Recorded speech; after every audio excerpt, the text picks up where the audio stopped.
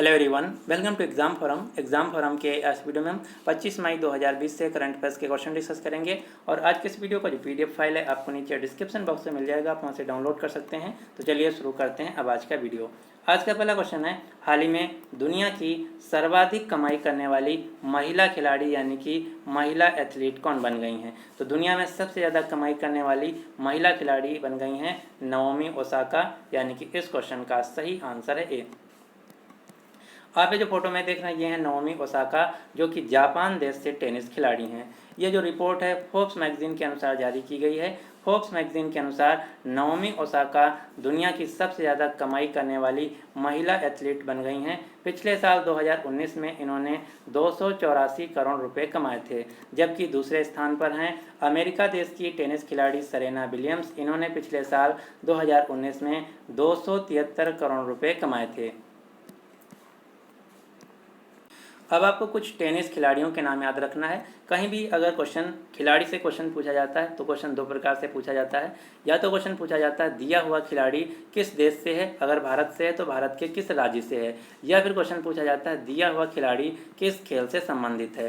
तो यहाँ पर कुछ हम टेनिस खिलाड़ियों के नाम डिस्कस करते हैं, जैसे रोजर फेडरर जो कि स्विट्जरलैंड देश से हैं, नोवाक जोकोविच सर्बिया देश से हैं, राफेल नडाल स्पेन देश से हैं, एंडी मरे ब्रिटेन देश से हैं, डोमिनिक थीम ऑस्ट्रिया देश से हैं, सेरेना विलियम्स संयुक्त राज्य अमेरिका यानी कि यूएसए से हैं, मारिया सारापोवा रूस देश से हैं, सिमोना हालेप रोमानिया देश से हैं, बियांका एंड्रस्यू कनाडा देश से हैं, एस्ले बार्टी ऑस्ट्रेलिया देश से हैं। ये हैं दुनिया के टॉप फेमस वर्तमान में टेनिस खिलाड़ी। क्वेश्चन नंबर 2 है, हाल ही में फिक्की लेडीज़ ऑर्गेनाइजेशन का राष्ट्रीय अध्यक्ष किसे चुना गया है? तो हाल ही में फिक्की लेडीज़ ऑर्गेनाइजेशन का राष्ट्रीय अध्यक्ष यानी कि नेशनल प्रेसिडेंट के रूप में चुना गया है जानवी फुकन को, यानी कि इस क्वेश्चन का सही आंसर है डी। आप ये जो फोटो में देख रहे हैं ये हैं जानवी फुकन, इन्हीं को फिक्की लेडीज़ ऑर्गेनाइजेशन का राष्ट्रीय अध्यक्ष चुना गया है। फिक्की लेडीज़ ऑर्गेनाइजेशन जो कि फिक्की संस्था का एक लेडीज़ विंग है, महिला संगठन है। फिक्की जो कि एक व्यापार संगठन यानी कि ट्रेड एसोसिएशन है। फिक्की का पूरा नाम है federation of Indian chambers of commerce and industry, जिसे हिंदी में भारतीय वाणिज्य एवं उद्योग महासंघ के नाम से जाना जाता है। फिक्की की वर्तमान में प्रेसिडेंट हैं संगीता रेड्डी, मुख्यालय है नई दिल्ली में। इसकी स्थापना की गई थी 1927 में।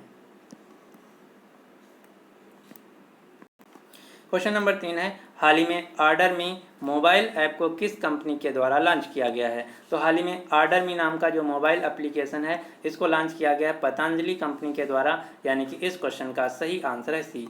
पतंजलि कंपनी जिसके फाउंडर यानी कि संस्थापक मालिक हैं आचार्य बालकृष्णन, और पतंजलि कंपनी के ब्रांड एम्बेसडर हैं, प्रमोटर्स हैं बाबा रामदेव।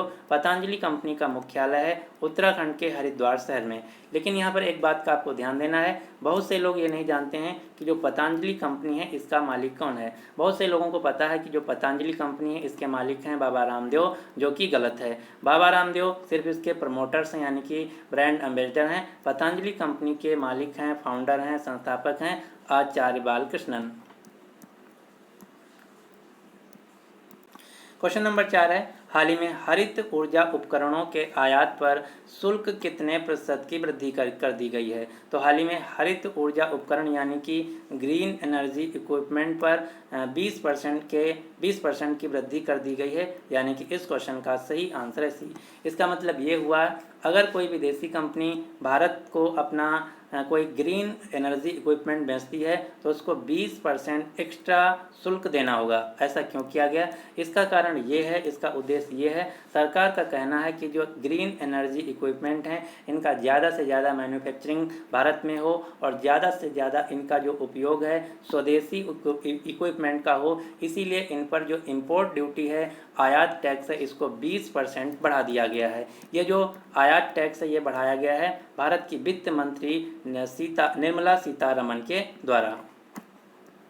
यहाँ पर बात की गई ऊर्जा की, एनर्जी की, तो यहाँ से एक क्वेश्चन और याद रखना है, अमेरिका और चीन के बाद भारत दुनिया का तीसरा सबसे बड़ा ऊर्जा उपभोक्ता यानी कि ऊर्जा कंज्यूमर कंट्री है। क्वेश्चन नंबर 4 है, हाल ही में किस राज्य ने बुखार क्लिनिक यानी कि फीवर क्लिनिक शुरू करने की अनाउंसमेंट किया है? तो जो बुखार क्लिनिक है ये खोला जाएगा मध्य प्रदेश राज्य में, यानी कि इस क्वेश्चन का सही आंसर है डी। जो बुखार क्लिनिक है यहाँ पर डॉक्टर सर्दी खांसी सहित बुखार के मरीजों की जांच करेंगे। साथ ही साथ मरीज में कोरोना के लक्षण दिखाई देंगे तो फीवर क्लिनिक में ही उसका उपचार किया जाएगा। जिला प्रशासन का मानना है कि फीवर क्लिनिक यानी कि जो बुखार क्लिनिक होंगे उनके माध्यम से कोरोना वायरस संदिग्ध की जाँच आसानी से हो जाएगी। साथ ही साथ वहीं पर तुरंत उसका उपचार मिल सकेगा। इससे अधिक लोगों की स्क्रीनिंग व जाँच हो पाएगी और कोरोना से निपटने में मदद मिलेगी। इसीलिए मध्य प्रदेश सरकार ने इंदौर शहर में सबसे पहले बुखार क्लिनिक शुरू करने का अनाउंसमेंट किया है। मध्य प्रदेश राज्य के मुख्यमंत्री हैं शिवराज सिंह चौहान, राज्यपाल हैं लालजी टंडन, राजधानी है भोपाल। अब आपको कुछ क्वेश्चन याद रखना जो कि मध्य प्रदेश राज्य से हैं, जैसे कि हाल ही में मध्य प्रदेश में दीदी वाहन सेवा शुरू की गई है। मध्य प्रदेश सरकार ने मध्य प्रदेश राज्य में पैदल चल रहे प्रवासी मजदूरों के लिए चरण पादुका नामक एक अभियान भी शुरू किया है, जिसमें अगर कोई प्रवासी मजदूर पैदल जा रहा है, उसके पैर में चप्पल नहीं है तो उसको चप्पल दिए जाएंगे। यही है चरण पादुका योजना जो कि मध्य प्रदेश राज्य में शुरू की गई है। मध्य प्रदेश सरकार ने यह भी बोला है, अगर कोई पुलिसकर्मी लगातार 30 दिनों तक कोरोना वायरस में ड्यूटी देता है, सर्विस देता है, तो उसको मध्य प्रदेश सरकार कर्मवीर पदक सम्मान से सम्मानित करेगी। मध्य प्रदेश राज्य की सरकार ने देश की पहली FIR आपके द्वार योजना शुरू की है। स्कूली छात्रों को मिड डे मील राशन उपलब्ध कराने वाला भारत का पहला राज्य बना है मध्य प्रदेश। मध्य प्रदेश सरकार ने एक योजना शुरू की है जिसका नाम है जीवन अमृत योजना, जिसके तहत बीमारियों से लड़ने की ताकत को बढ़ाने के लिए मध्य प्रदेश सरकार नागरिकों को काढ़ा वितरित करेगी। मध्य प्रदेश सरकार ने जीवन शक्ति योजना को भी शुरू किया है, जिसके तहत शहरी क्षेत्रों की महिलाएं अगर घर पर मास्क बनाती हैं तो उनको प्रति मास्क 11 रुपये दिए जाएंगे।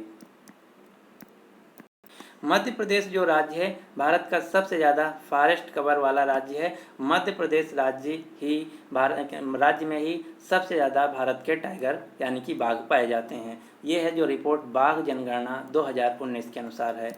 मध्य प्रदेश का जो इंदौर शहर है ये स्वच्छ सर्वेक्षण 2019-20 के अनुसार भारत का सबसे साफ शहर है। अब आपको मध्य प्रदेश से कुछ राष्ट्रीय उद्यान याद रखना है, जैसे बांधवगढ़ राष्ट्रीय उद्यान, माधव राष्ट्रीय उद्यान, कान्हा राष्ट्रीय उद्यान, पन्ना राष्ट्रीय उद्यान, पेंच राष्ट्रीय उद्यान, संजय राष्ट्रीय उद्यान, सतपुड़ा राष्ट्रीय उद्यान, वन विहार राष्ट्रीय उद्यान। ये सारे के सारे जो राष्ट्रीय उद्यान हैं मध्य प्रदेश राज्य में स्थित हैं।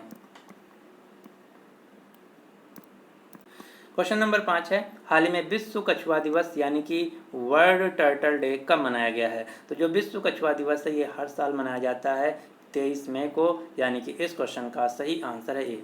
अब हम देख लेते हैं जितने भी अभी तक मई महीने में दिवस मनाए गए एक बार रिवीजन कर लेते हैं। तो 1 मई को महाराष्ट्र और गुजरात राज्य स्थापना दिवस, 1 मई को ही अंतर्राष्ट्रीय श्रमिक दिवस, 2 मई को वर्ल्ड ट्यूना डे, 3 मई को विश्व प्रेस स्वतंत्रता दिवस, 4 मई को अंतर्राष्ट्रीय अग्निशमन दिवस, 5 मई को ही मिडवाइफ के लिए अंतर्राष्ट्रीय दिवस, 5 मई को ही विश्व हाथ स्वच्छता दिवस, 5 मई को ही विश्व अस्थमा दिवस, 7 मई को विश्व एथलेटिक्स दिवस, 8 मई को वर्ल्ड रेड क्रॉस डे, 8 मई को है विश्व थैलेसेमिया दिवस, 9 मई को विश्व प्रवासी पक्षी दिवस, 11 मई को राष्ट्रीय टेक्नोलॉजी डे, 12 मई को अंतर्राष्ट्रीय नर्स दिवस, 17 मई को विश्व उच्च रक्तचाप दिवस, 20 मई को विश्व मधुमक्खी दिवस, 21 मई को अंतर्राष्ट्रीय चाय दिवस, 21 मई को ही राष्ट्रीय आतंकवाद विरोधी दिवस, 22 मई को अंतर्राष्ट्रीय जैविक विविधता दिवस। ये हैं इतने दिवस जो कि अभी तक मई महीने में मनाए गए हैं।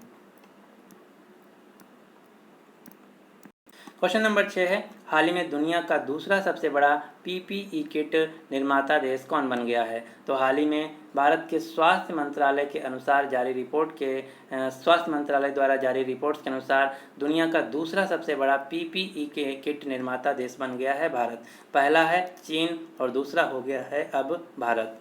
स्वास्थ्य मंत्रालय के द्वारा जो रिपोर्ट जारी की गई है उसके अनुसार भारत वर्तमान में हर दिन 2,06,000 PPE किट का उत्पादन कर रहा है, जो कि चीन के बाद दुनिया का दूसरा सबसे बड़ा पीपीई किट उत्पादन देश बन गया है। पीपीई किट क्या होता है? पीपीई किट का पूरा नाम है पर्सनल प्रोटेक्शन इक्विपमेंट। यह वह पोशाक है या वह एक प्रकार का कपड़ा है जो कि डॉक्टरों के द्वारा पहना जाता है जब डॉक्टर किसी ऐसी बीमारी से डील कर रहे होते हैं जो कि संक्रमण से फैलती है। क्वेश्चन नंबर 7 है, हाल ही में विश्व बैंक यानी कि वर्ल्ड बैंक ने कितने विकासशील देशों को 160 अरब डॉलर देने की घोषणा की है? तो आप सभी को पता होगा कि बहुत से देशों की जो अर्थव्यवस्था है कोरोना वायरस के कारण चरमरा गई है, तो इसीलिए विश्व बैंक ने 100 विकासशील देशों को 160 अरब डॉलर देने की घोषणा की है, यानी कि इस क्वेश्चन का सही आंसर है सी। विश्व बैंक जिसका मुख्यालय है अमेरिका के वाशिंगटन डीसी शहर में, विश्व बैंक के प्रेसिडेंट हैं डेविड मालपास जो कि अमेरिका देश से हैं। विश्व बैंक की मुख्य वित्तीय अधिकारी और मैनेजिंग डायरेक्टर हैं अंशुला कांत जो कि भारत देश से हैं।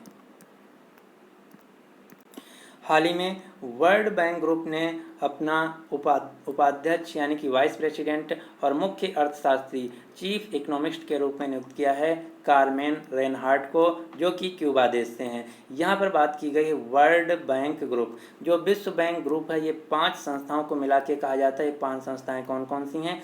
IBRD international bank for reconstruction and development, IDA international development association, IFSC international finance corporation, mega multilateral investment guarantee agency, ICSID international centre for settlement of investment dispute. इन 5 संस्थाओं को मिला के कहा जाता है वर्ल्ड बैंक ग्रुप और इन सभी संस्थाओं का मुख्यालय है अमेरिका की राजधानी वाशिंगटन डीसी में और इसके प्रेसिडेंट हैं David Malpass.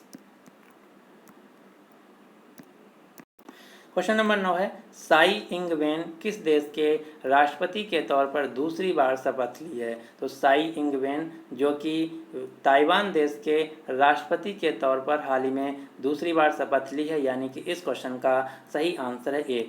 Sai Ing Wen Taiwan देश की राष्ट्रपति बनी हैं। आप ये जो फोटो में देख रहे हैं ये हैं साई इंग वेन जो कि ताइवान देश की दोबारा से राष्ट्रपति प्रेसिडेंट बनी हैं। ताइवान देश जिसकी राजधानी ताइपे और ताइवान देश की मुद्रा है न्यू ताइवान डॉलर। अब आपको यहाँ से एक क्वेश्चन याद रखना है, जो ताइवान देश है इसको संयुक्त राष्ट्र के द्वारा ऑफिशियल एक कंट्री यानी कि एक देश के रूप में दर्जा प्राप्त नहीं है। क्यों? क्योंकि जो चीन देश है इसका मानना है कि जो ताइवान देश है चीन का इंटीग्रल पार्ट है, जबकि ताइवान देश कह रहा है कि हम एक अलग स्वतंत्र देश हैं। आप ये जो फोटो में नीचे देख रहे हैं ये है ताइवान देश और ऊपर आप ये जो देख रहे हैं ये है चीन देश। चीन को ऑफिशियली बोला जाता है पीपल्स रिपब्लिक ऑफ चाइना जिसके प्रेसिडेंट हैं शी जिनपिंग और ताइवान देश को ऑफिशियली बोला जाता है रिपब्लिक ऑफ चाइना। तो आपको याद रखना जो ताइवान देश है इसको यूनाइटेड नेशंस के अनुसार एक देश के रूप में दर्जा नहीं प्राप्त है। क्वेश्चन नंबर 10 है, हाल ही में टिकटॉक के नए CEO के रूप में किसे नियुक्त किया गया है? तो हाल ही में टिकटॉक के नए CEO चीफ एग्जीक्यूटिव ऑफिसर के रूप में नियुक्त किया गया है केविन मेयर को, यानी कि इस क्वेश्चन का सही आंसर है ए। आप ये जो फोटो में देख रहे हैं ये हैं केविन मेयर, इन्हीं को टिकटॉक ऐप के नए CEO चीफ एग्जीक्यूटिव ऑफिसर के रूप में नियुक्त किया गया है। केविन मेयर जो कि अमेरिका देश से हैं और जो टिकटॉक एक चाइनीज ऐप है। टिकटॉक कंपनी की पेरेंट ऑर्गेनाइजेशन है बाइट डांस और टिकटॉक ऐप के फाउंडर संस्थापक हैं जांग मियांग जो कि चीन देश से हैं। अब आपको टिकटॉक के अलावा एक दूसरी कंपनी का भी नाम याद रखना है, ये भी चाइना की सबसे बड़ी कंपनी है। चाइना की जो सबसे बड़ी कंपनी ये है अलीबाबा। अलीबाबा कंपनी के CEO हैं डेनियल झांग और अलीबाबा कंपनी के फाउंडर यानी कि संस्थापक हैं जैक मा। तो ये थे आज के करंट अफेयर्स के क्वेश्चन। अब आपके लिए क्वेश्चन क्या है कि हाल ही में WHO यानी कि विश्व स्वास्थ्य संगठन के कार्यकारी बोर्ड का नया अध्यक्ष किसे नियुक्त किया गया है? तो इस क्वेश्चन का जो सही आंसर है आपको नीचे कमेंट बॉक्स में देना होगा। अगर आपको वीडियो पसंद आता है तो प्लीज़ इस वीडियो को लाइक कीजिए और अपने सभी दोस्तों के साथ जो किसी भी एग्ज़ाम की तैयारी कर रहे हैं उनके साथ इस वीडियो को शेयर जरूर कीजिएगा। So finally thanks for watching exam forum.